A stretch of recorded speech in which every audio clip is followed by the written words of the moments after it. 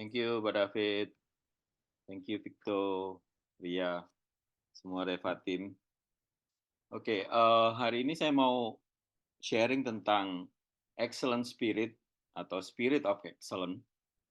Ya, saya awalin dengan slide yang pertama. Nah, saudara, yang kedua, Victor, coba ya. Kalau kita ke Roma, saudara, itu ada satu chapel namanya Sistine Chapel. Di dalamnya itu penuh dengan lukisan yang dibuat oleh Michelangelo pada waktu itu. Dan lukisan itu sangat terkenal, Sistine Chapel ini, sehingga banyak orang itu datang untuk melihat isi dari chapel ini dan lukisannya gitu. Dan sebenarnya Michelangelo ini adalah seorang pematung, tapi ketika dia mendapatkan tugas dari Paus pada waktu itu untuk melukis, dia terima, saudara. Dan ada story yang menarik di dalam di cerita pada waktu pembuatan lukisan itu. Michelangelo adalah seorang pelukis dan seorang pematung yang disuruh melukis, dan pada waktu itu dia ngelukis itu bertahun-tahun, saudara, untuk bisa nyelesain lukisannya yang ada di atas itu, di seluruh chapel itu. Dan pada satu malam dia melukis hanya diterangin lilin aja. Dia melukis malaikat gitu ya, bulu-bulunya malaikat. Tapi lukisannya itu sebenarnya kalau dari bawah nggak kelihatan karena di baliknya tiang dan ketutupan sama patung-patung gitu. Tapi dia tetap melukis gitu. Kemudian ada temannya datang, cariin, Michael, Michael, di mana lu? Apa yang kamu sedang lukis? Gitu. Woi, aku di atas. Aku lagi ngelukis nih detailnya dari bulu-bulu sayap malaikat. Kemudian temannya berkata, ngapain kamu ngelukis sayapnya malaikat yang nggak kelihatan dari bawah, ketutupan tiang, ketutupan patung lagi. Tapi ini jawabannya Michael, saudara, yang benar-benar bisa mengencourage saya gitu ya, dan kita semua I hope, adalah dia bilang gini, manusia nggak ngelihat gitu, tapi Tuhan yang ngelihat apa yang saya kerjakan. So, sampai sekarang lukisan itu jadi referensi, jadi masterpiece, dan dikagumi oleh banyak orang, saudara. Nah, pertama-tama statement saya gini, excellent itu is not a gift. Is not a gift, bukan satu pemberian. Excellent itu harus diupayakan, saudara. Kita nggak lahir dengan spirit of excellent itu. Spirit of excellent di dalam Alkitab diterjemahkan sebagai roh yang luar biasa. Di dalam Daniel 6 ayat 3, bunyinya gini, saudara. Then this Daniel was favored above the presidents and princes because of the excellent spirit was with him. Jadi Daniel ini posisinya di atas para pejabat tinggi dan wakil-wakil raja. Karena apa, saudara? Karena excellent spirit-nya dia. Ada di slide-nya itu, Victor. So, excellent itu apa sih? Excellent itu sesuatu yang dikerjakan secara maksimal, melebihi rata-rata. Boleh dibilang sesuatu yang luar biasa. Excellent itu bukan perfection atau kesempurnaan, saudara. Bukan juga suatu kemewahan gitu ya. Tapi excellent itu tentang memberikan atau melakukan yang terbaik yang kita bisa. Dan ini kerennya ya, orang yang excellent itu nggak perlu mempromosikan dirinya sendiri, saudara. Karena orang lain dengan mudah akan melihat apa yang lebih dari dirinya. Dan akhirnya orang itu yang bercerita, yang mempromosikan orang yang excellent ini gitu.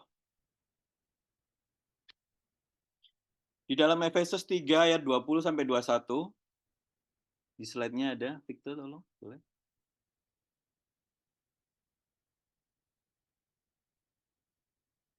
Bagi dialah yang dapat melakukan jauh lebih banyak daripada yang kita doakan dan pikirkan, seperti yang ternyata dari kuasa yang bekerja di dalam kita.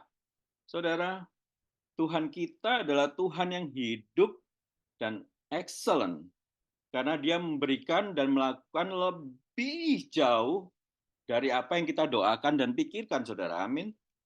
Sebagai orang Kristen, seharusnya kita itu mempunyai excellent spirit ini. Excellent spirit ini harusnya itu menjadi standarnya setiap anak-anak Tuhan, setiap kita yang sudah dipilih dan ditetapkan menjadi anaknya, menjadi standarnya kalau orang ngomong kita ini Kristen gitu ya. Di dalam pekerjaan kita, dalam pelayanan kita, dalam bisnis kita, dalam hubungan kita, saudara. Karena Tuhan itu Tuhan yang excellent. Dan kita adalah cerminan daripada Dia. Amin, saudara. So, di dalam dunia yang sekarang ini banyak sekali persaingan, ya, karena saya di marketplace juga, saya punya bisnis kecil-kecilan gitu ya, saudara. Saingannya banyak. Di retail juga ada, di online juga ada saingan, di jasa, di bisnis apapun, you name it. Semuanya pasti ada saingan gitu ya, ada kompetitor lah. Nah, yang harus kita tahu bahwa kemampuan seseorang atau perusahaan untuk memberikan perhatian pada hal-hal yang kecil, ini yang akan memberikan perbedaan. Charles Swindoll bilang begini, the difference between something good and something great is attention to the detail. Jadi, apa yang membedakan sesuatu yang oke sama sesuatu yang keren banget, itu ya detail, saudara. Makanya Efesus 5 ayat 15 sampai 17 berkata gini, karena itu perhatikanlah dengan seksama bagaimana kamu hidup. Janganlah seperti orang bebal, tetapi seperti orang yang arif, dan pergunakanlah waktu yang ada, karena hari-hari ini adalah jahat, saudara. Sebab itu janganlah kamu bodoh. Kalau Rocky Gerung bilang dungu, saudara. Tetapi usahakanlah supaya kamu mengerti kehendak Tuhan. Nah, saya highlight di situ adalah seksama, saudara. Seksama itu artinya memperhatikan dengan detail. Ya, kalau saya lihat Victo, mungkin kalau saya lihat sekilas, oh Victo pakai kacamata, Victo pakai baju warna brown atau merah gitu ya. Karena saya buta warna nggak tahu, saudara. Pokoknya kelihatan kayak gitu.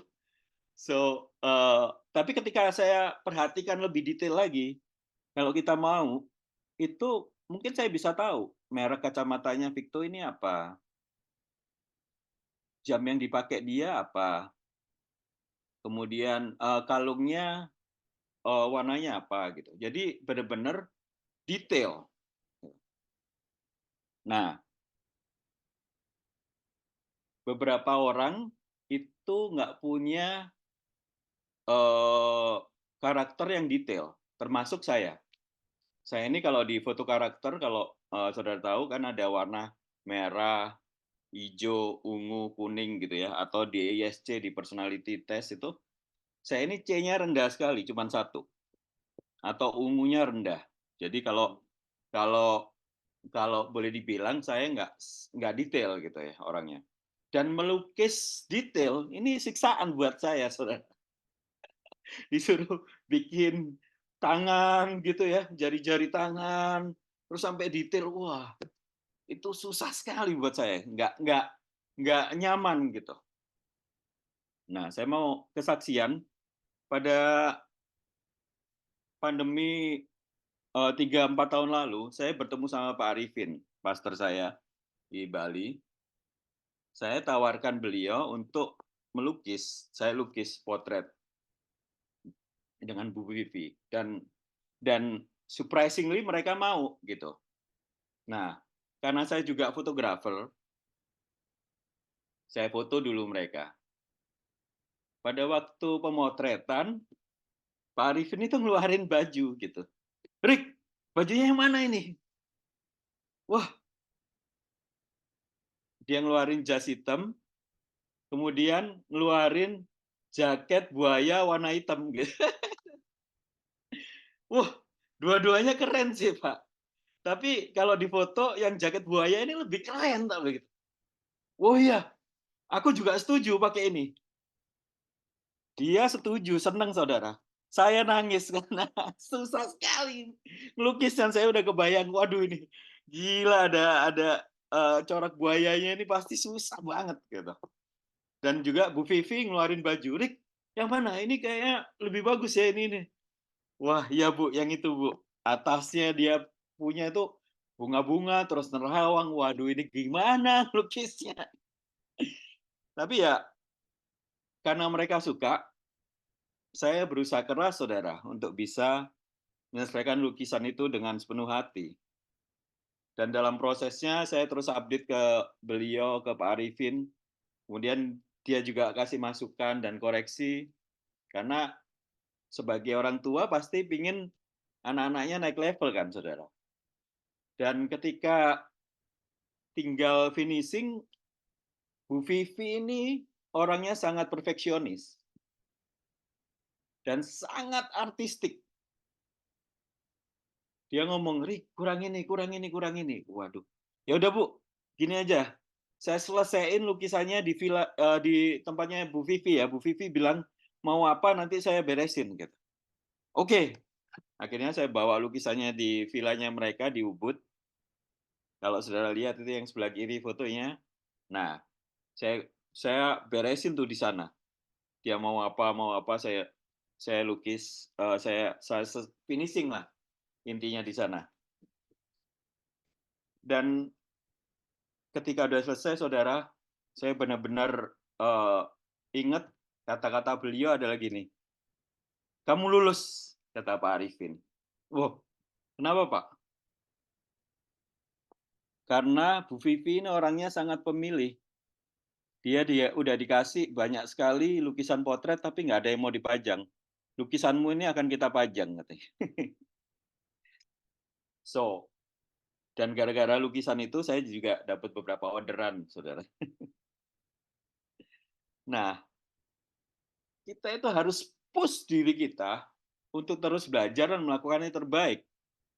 Dan attention to the detail, ini akan membuat perbedaannya.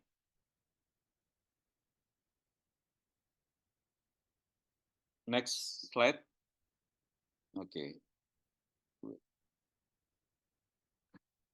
Matius 13 ayat 31 sampai 32 ya. Kita baca, Yesus membentangkan suatu perumpamaan lain lagi kepada mereka. Katanya, hal kerajaan surga itu seumpama biji sesawi yang diambil dan ditaburkan orang di ladangnya. Memang biji itu yang paling kecil dari segala jenis benih. Tetapi apabila sudah tumbuh, sesawi itu lebih besar daripada sayuran yang lain, bahkan menjadi pohon, sehingga burung-burung di udara datang bersarang pada cabang-cabangnya. Saudara, sebelum saya jelasin ayat ini, salah satu pelayanan Yesus yang utama adalah dia itu sibuk menjelaskan kepada manusia bagaimana sistem kerajaan surga itu bekerja. Sehingga manusia itu bisa ngerti siapa Tuhan kita dan bagaimana kita bisa menjalin hubungan dengan Dia. Karena sistem kerajaannya berbeda dengan sistem dunia, saudara. Nah, Tuhan itu kekal, artinya di dalam Dia tidak ada awal dan tidak ada akhir. Dan kita tidak dibatasi dengan ruang dan waktu. Lalu pertanyaannya bagaimana kita bisa mengenal pekerjaannya kalau dia tidak dibatasi ruang dan waktu. Itulah sebabnya pelayanan Yesus adalah menjelaskan bagaimana hal itu bekerja, saudara. Kita dibatasi dengan waktu. Tuhan kemudian memakai dan memperkenalkan siapa dia, bagaimana Tuhan bekerja dengan kita supaya kita nyambung, saudara. Di dalam Wahyu 22 ayat 13, aku adalah Alfa dan Omega, yang pertama dan yang terkemudian, yang awal dan yang akhir. Saudara, kalau kita lihat slide-nya, ya, sekarang Alfa adalah bicara hari ini, saudara. Omega adalah bicara ketika kita mencapai destiny kita. Dan di dalam kita mencapai, itu ada proses dan waktu, saudaraku. Iya kan? Proses dan waktu untuk kita menjadi besar. Kan dari biji sawi kita dikasih sama Tuhan. Dari kecil, talent yang kecil, sesuatu yang kecil, supaya bisa menjadi endingnya besar, menjadi pohon, dan burung-burung bisa bersarang di sana, itu ya butuh proses dan waktu. Nah, sepanjang perjalanan ke sana, ya apa yang harus kita lakukan? Ya kita harus sabar, kita harus setia, kita harus tekun, kita harus tahan uji, rendah hati, mau diajarin, saudara. Full of faith bahwa apa yang kita impikan, apa yang kita goal kita itu akan tercapai, integrity, disiplin, dan punya attitude yang benar, saudaraku.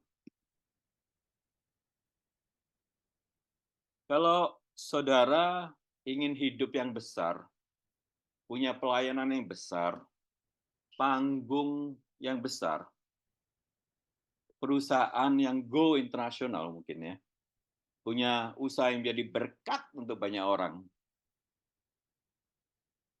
itu baik, saudara. Karena Tuhan nggak melarang itu, justru Tuhan mau kita menjadi berkat untuk banyak orang, ya nggak? Karena Tuhan mau juga hidup kita itu menjadi saluran berkatnya. Tapi bagaimana dia menyediakan semua itu buat saudara? Dia akan memberikan kepada saudara hal yang kecil dan sangat sederhana. Dia tahu bahwa hal yang kecil ini, kalau saudara setia, kalau saudara tekun, kalau saudara sabar, kalau saudara tahan uji, serta memperlakukan dengan baik apa yang sudah dikasih sama Tuhan, suatu hari lagi nanti benih ini akan menjadi pohon yang besar, saudara. Bahkan berbuah-buah. Nah, tapi seringkali kita itu gagal mengenali potensi dan benih yang kecil yang Tuhan udah kasih ke kita. Gitu. That's the problem dari banyak orang, apalagi anak-anak muda gitu ya. Bagaimana kita memperlakukan benih yang kecil, itu akan menentukan masa depan saudara. Alih-alih bukannya memperlakukan benih yang kecil ini dan merawat dengan baik, tapi kadang-kadang ditinggalkan, dibuang, dan akhirnya mati, gitu saudara. Terus ngerjain sesuatu yang lain-lain gitu. So, next slide. Itu.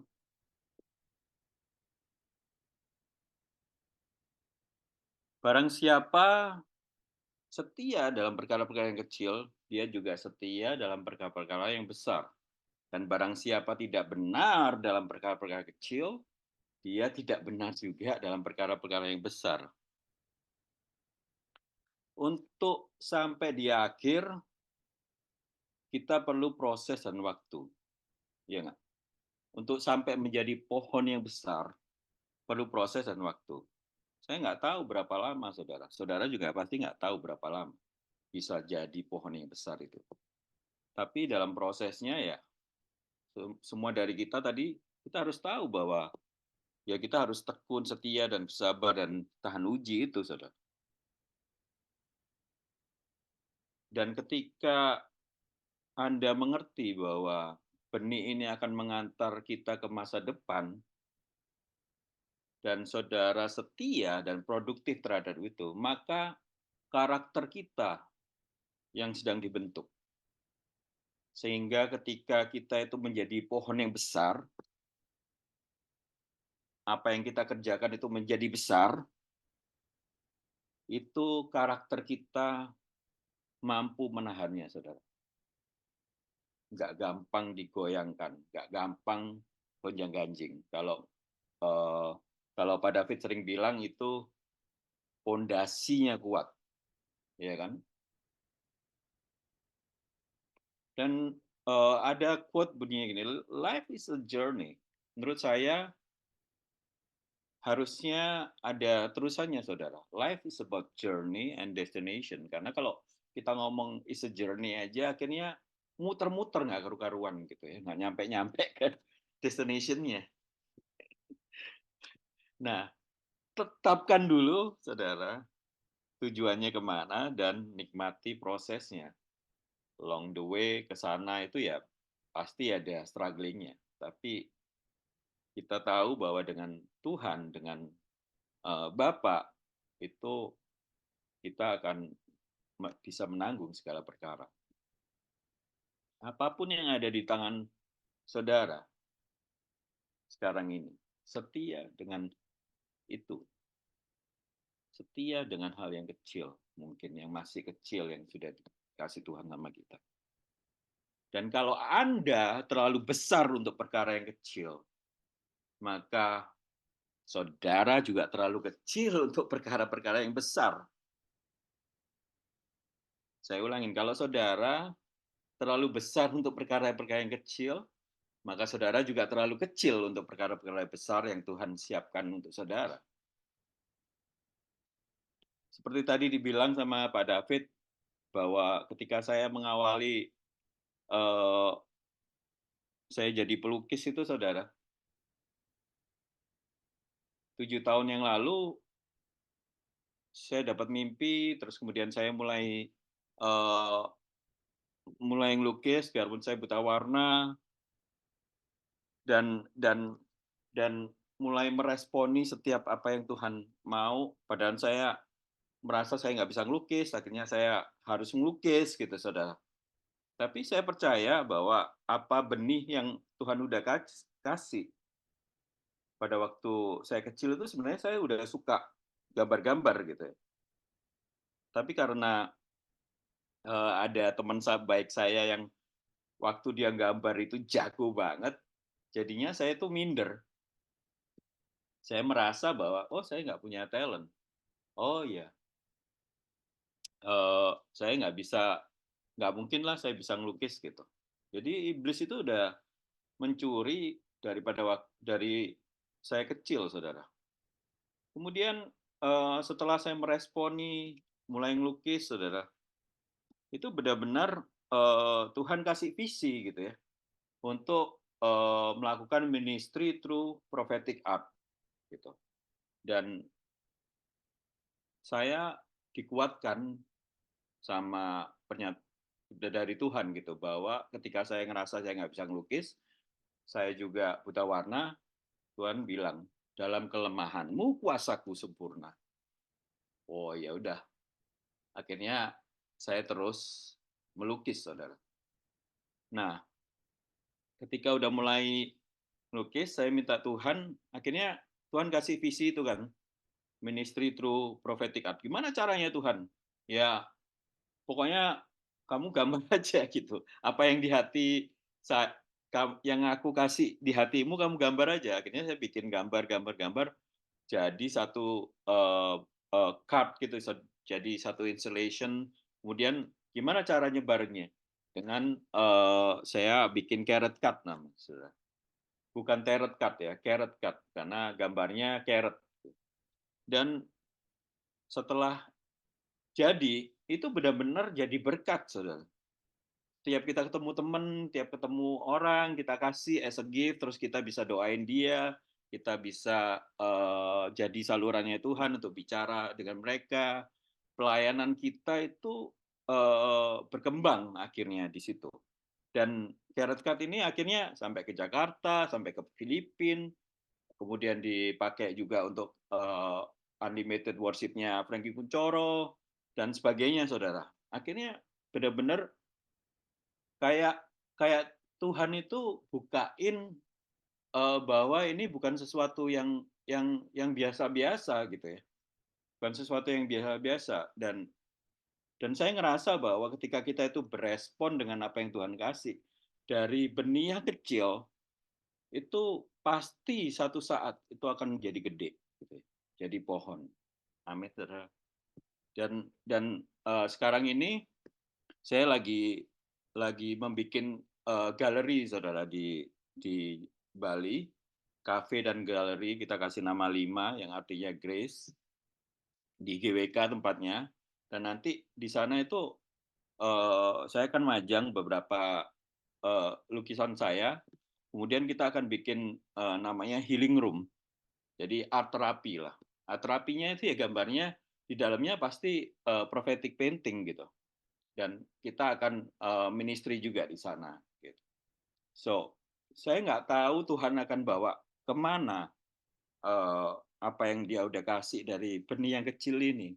Tapi saya percaya bahwa ketika kita setia, ketika kita itu sabar, ketika kita itu mau melakukan dan semua proses itu kita ikutin, ini juga akan bisa jadi kemuliaannya Tuhan gitu di dalam kehidupan kita. Nah, yang berikutnya saya percaya bahwa excellent itu is about stewardship. Jadi kemampuan dalam kita mengelola. Karena Tuhan itu ketika telah memberikan benih kepada kita berupa talenta dan bakat, karunia-karunia roh, serta sumber daya, atau mengelola orang-orang sekitar kita, termasuk mengelola keuangannya kita, saudara. Itu adalah bagian dari stewardship. Ini ada cerita joke sedikit. Ada cerita 3 burung kakak tua. Nah, ada orang mau beli burung kakak tua, saudara. Dia datang ke satu tempat jualan burung. Yang pertama dia tanya, ini burung ini harganya berapa? Si A. Wah, ini harganya 5 juta. Wah, kok mahal banget 5 juta?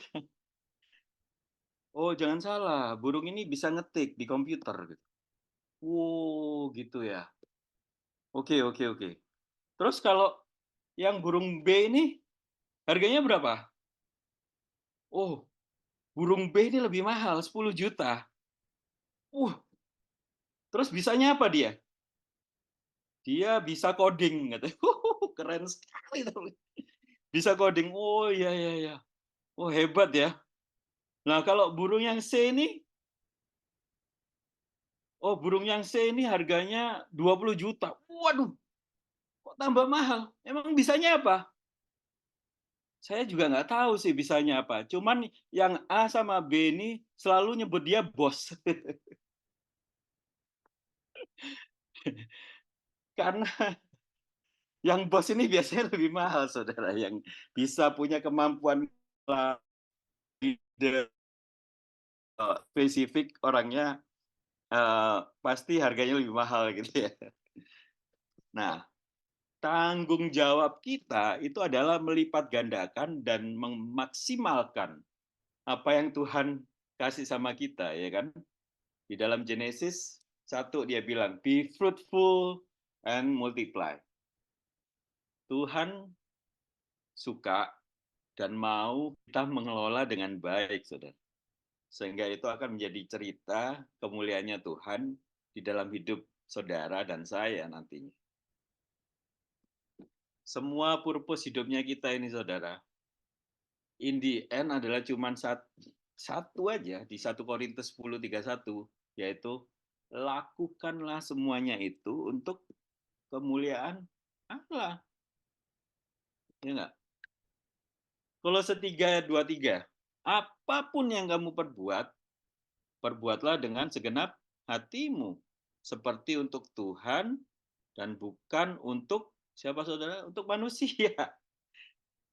Dan kadang-kadang orang berhenti sampai sini aja. Tapi di ayat 24 ini sebenarnya keren, saudara. Ada why-nya. Why-nya gimana? Kamu tahu bahwa dari Tuhanlah kamu akan menerima bagian yang ditentukan bagimu sebagai upah. Kristus adalah Tuhan dan kamu adalah hambanya, saudara. Jadi ketika saudara dipercayakan satu pelayanan, ya kan, suatu pekerjaan, satu komsel yang kelihatannya kecil, apapun yang saudara lakukan yang kelihatannya sekarang ini kecil, tapi firmannya bilang apa, saudara? Lakukan dengan apa? Segenap hati, ya kan? Mungkin saudara nggak perlu full time, tapi yang saudara perlu adalah full heart. Tuhan nggak bicara ngomong full time. Ketika tiap dari kita dipercayakan pelayanan yang kecil, nggak signifikan kelihatannya, bahkan nggak ada yang lihat, saudara. Jangan minder, karena upahnya dari mana? Dari surga, saudara. Dari Yesus sendiri, bukan dari manusia. Ya. Terus kemudian kalau pemimpin saudara atau bos saudara nggak muji, jangan baper juga. Buat apa kalau manusia itu kasih jempol tapi Tuhan enggak? Ya enggak? Lebih penting Tuhan yang kasih jempol, saudara. Berikutnya, excellent itu adalah faithfulness. Matius 25 ayat 23 berkata begini, maka kata tuannya itu kepadanya, baik sekali perbuatanmu ini, hai hambaku yang baik dan setia. Engkau telah setia memikul tanggung jawab dalam perkara kecil, aku akan memberikan kepadamu tanggung jawab dalam perkara yang lebih besar. Masuklah dan turutlah dalam kebahagiaan Tuhanmu. Excellent is about faithfulness, saudara. Faithfulness, setia, bisa juga dibilang konsisten, persistence gitu ya. Orang yang punya spirit of excellence itu akan selalu konsisten serta produktif dengan apa yang mereka kerjakan. Nggak gampang nyerah atau putus asa di tengah jalan. Terus mau lebih baik, saudara. Belajar, menggali informasi, dan punya mindset. How I can do better. Ya kan? Saya waktu belajar melukis, saya juga akhirnya belajar dari banyak source, saudara. Dari YouTube, dari ikut kelas, ngambil kelas juga di akademi di Amerika gitu. Karena saya lebih bagus, saya mau grow, saudara. Setiap dari kita itu harus grow. Apapun yang kita lakukan itu harus hari ini, bagaimana hari ini bisa lebih baik daripada apa yang kita hasilkan sebelumnya kemarin gitu. Bukannya stuck dengan apa yang kita sudah ada dan kita tahu, saudara, tapi kita harus benar-benar bertumbuh karena Tuhan mau kita jadi besar kan. Dan Tuhan mau kita itu baik dan setia, saudara. Itu bicara tentang karakter dan orang yang bisa diberi tanggung jawab. Dari benih yang kecil, itu akan bertumbuh, dirawat baik-baik, akan besar dan berbuah-buah, saudara. Dan ketika ayat tadi Matius 25, itu masuklah dan turutlah dalam kebahagiaan Tuhanmu. Itu saya baca di Bible Commentary, itu bicara tentang joy in heaven, saudara. Kebahagiaan di surga. Pertanyaannya yang harus kita renungkan, apakah saudara dan saya sudah setia dengan apa yang Tuhan sudah percayakan sama kita? Sudahkah kita semua setia terhadap pekerjaan kecil yang sedang kita lakukan sekarang? Saya nggak tahu berapa banyak saudara ini bekerja di satu perusahaan, atau mungkin pelayanan di gereja dan sebagainya, yang pekerjaan itu cuma pekerjaan kecil aja. Tapi kalau saudara melakukan dengan baik dan setia, Tuhan yang kasih promosinya, saudaraku. Dan kita tahu bahwa banyak sekali kisah orang sukses itu selalu dimulai dari posisi yang sangat tidak berarti pada awalnya, sangat tidak signifikan. Tapi ketika dia setia, produktif, maka perkara yang besar akan dibukakan. Amin, saudara. Oke, slide terakhir. Excellent itu juga bicara tentang integrity, saudara. Integrity arti katanya dari integrate. Jadi artinya satu. Apa yang kita pikirkan, apa yang kita katakan, apa yang kita berbuat, satu, saudara. Artinya sama. Bukan sesuatu yang gampang. Banyak orang kecewa dan akhirnya pergi menjauh ketika seorang pemimpin atau hamba Tuhan, orang yang sering berbicara di mimbar atau berbicara di satu forum yang besar, itu ketika akhirnya nggak sesuai dengan apa yang dia bicarakan, saudara. Kelakuannya ketika dia melakukan itu nggak sesuai. Itu akhirnya nggak punya, kita nyebutnya akhirnya, oh ini orang nggak punya integriti. Gitu. Nggak bisa, nggak bisa apa yang dia omongin sama apa yang dilakukan, it's very different. Kalau dalam konteks kita bisnis atau di dalam bisnis atau jasa, saudara, maka apa yang dijanjikan itu kadang-kadang nggak sama apa yang diberikan. Sehingga akhirnya customer kecewa sama kita, komplain, nggak happy dengan produk atau jasa yang saudara tawarkan. Trustworthy itu orang percaya sama saudara. Tapi integrity itu Tuhan percaya sama saudara. Saudara, sama seperti Tuhan percaya dengan Yusuf. Yusuf terus dipromosikan karena dia mempunyai excellent spirit dan integrity dalam hidupnya. As a closing, Yesus adalah gambaran sejati dari excellent spirit itu sendiri. Dia melakukan dan menanggung lebih dan jauh daripada apa yang bisa manusia tanggung dan hadapi, saudara. Karya salibnya adalah gambaran dari kesetiaan, kesabaran, ketekunan, tahan uji, gambaran dari karakter Tuhan itu sendiri.